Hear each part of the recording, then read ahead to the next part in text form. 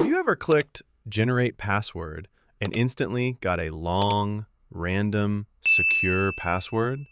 Have you ever wondered how websites do that? Today, you're going to build one yourself. Don't worry about these two lines at the top. We'll explain them completely in the next video. For now, just know they give us powerful tools that are already built into Python. Now let's create a place to store every possible character: letters, numbers, and special symbols. Next, we tell Python how long we want our password to be.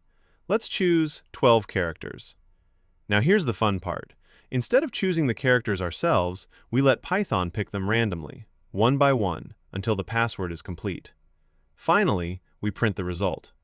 Now watch what happens. Run the program again, a completely different password. Run it again, another different password. Every single time, Python creates a brand new password for you. And that's exactly how many real applications generate random passwords. You just built one yourself. In the next lesson, I'll explain those first two lines, and you'll discover what modules and libraries really are.